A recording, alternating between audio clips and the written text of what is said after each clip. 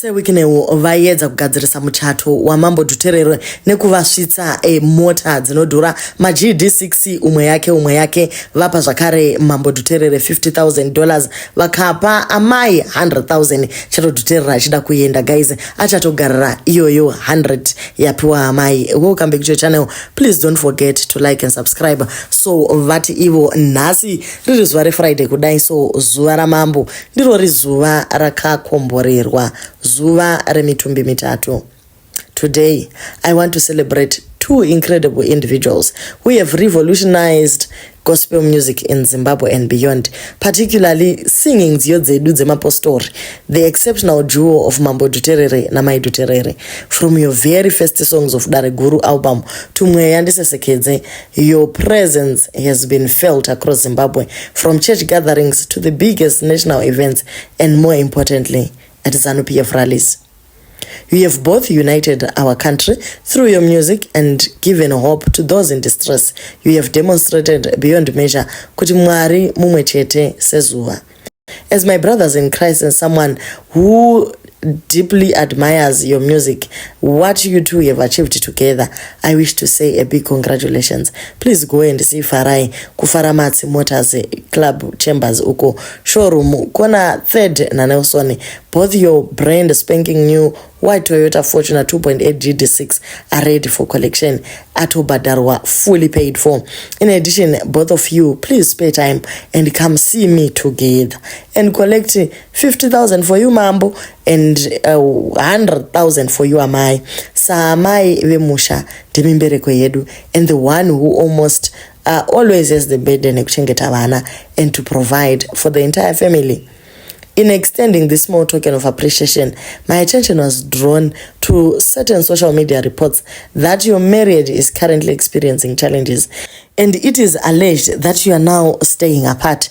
I have also read some disconcerting newspaper articles on the allegations against your wife, which matter I believe is still before the criminal courts, so I will not comment about it. Chakanyanya kundirwadza, however, is an allegation that you claimed your dear wife brought you bad luck because you didn't receive a car from me. I wish to set the record straight. I only held back from giving you a car because you had publicly stated that you were not eager to get a car from me, as you had many other cars. I simply respected your position then, but otherwise you were and have always been at the top of my priorities, especially considering Urimpostorisene. That being said, I have always admired Mai Dhuterere as a strong, supportive wife and partner. She has stood by you from day one, contributed to your music and mission, and I recognize her as an integral part of your success. From the depth of my heart, I urge you to find a way back to each other in full love and unity.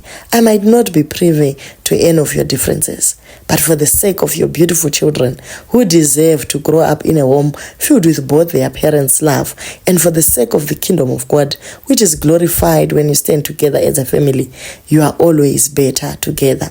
None of us are perfect, and every marriage faces storms, but with God all things are possible. We have touched so many lives side by side, and your unity has been part of your testimony, showing us that a family that prays together stays together. I speak from experience, but as the Bible teaches us, at times do as I say, not as I do. I too have walked the road of a broken marriage.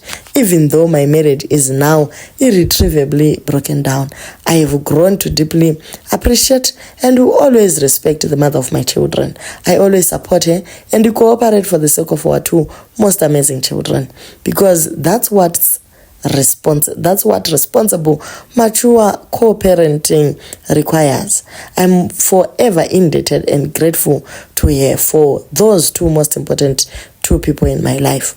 My advice to you, my young brother, you still have the chance to save what is precious. Be the example that even if clouds gather, zuva richabuda chete. I pray that you forgive each other and let God restore your home, heal your family, and inspire countless other couples and families who look up to you and who has been reconciled by your music. May you both find peace and healing, and may your union emerge stronger than ever. Yours truly, Sirwicknel. Apa kubva zvakatanga Sirwicknel kunyora tsamba dzavo dzeChat GPT. Aiwa tafara chaizvo. We are so happy for Mambo Dhuterere. Maita zvinhu zvakanaka. The marriage part counseling iyokayo. It is the most amazing. You really spoke like a big brother there. Maita zvakanaka. Mataura mashoko makukutu kuti do as I say, not as I do. Nekuti aiwa tatobata kapfuti popopo kuna Sirwicknel kuti koi mimi makarega one beautiful Sonia out there arioga. Hey, amai Dhuterere manyaradzwa. I'm happy and I'm grateful. Thank you so much. Say, you have never made us so happy. Tangati story low, but I watajamba nemfaro kuti ndiyo push present yamai Dhuterere. It is so inspiring. My message amanyora, the gifts are a bonus, but those words ndo zvikuru zvamaita. Apa muno kana wakambotaura ka zvakadzama pavanhu vese wava pamota apa wagonesa wataura samukoma chaiye. And the fact yekuti wabva pamudzimai mari yakawanda says a lot about how you respect and love women. And as a man akakura surrounded by women only in your family, this is a testament to how your mother and sisters made you the man you are today. Magonesa zvachose. Mai Dhuterere vanga vasara voga nevana vana vacho vakaita chinamba chakati kureka sekuziva kwamunoita kuti mapostori aiwa vakasununguka pakuzvara vana vakawanda. So vanga vatosara nevana Mambo Dhuterere vachinzi vamanya nenyika. Zvino kana vapuwa ka 100 aiwa ndiri Dhuterere ndongoti ka 50 to record album, but 100 iyoyo tomboiunganira semhuri tomboidya tiri tese. De vagonawo kuti vainveste nyaya yekuzonzi tozovachaira zvakare imwe mari ivo vambopuwazve mazi kuna emari akadai. So hazvizoiti zvakanaka. De vabatana semhuri vaenderera mberi. You have earned so much respect from a lot of people. You have shown huge maturity and you gave wise counsel, my brother. May God incredibly bless you through thick and thin. We have been watching people criticizing your giving, but they don't know one thing. Giving opens doors of financial breakthrough, whether Christian giving or none. Giving is a heavenly principle, which many people don't understand. To all those who aspire to be rich and not yet rich, please don't criticize people who give like Sirwicknel. Whether you hate him or not, emulate what is good. Big up, brother, to the Dhutereres. Please hear the wise counsel, mugone kudzokerana. Saka ndo zviri kubuda mumastreets umu vakati vanonyatsozvinzwisisa ivo Sirwicknel kuti muchato chero ukapera you still respect the mother of your children. Sonia achiri kungorarama life yaingorarama kare achienda kuna naSingapore kuna naJapan. Ndakatoona kuti vana vanotogona kutobata machopsticks better than zvatoita yeso kubata mafoku. Ndo life yavanga vajaira iyoyo, and Sirwicknel vamaintain a life iyoyo which is good for the children. So aiwa tiri kutenda edu basa rabatwa iri.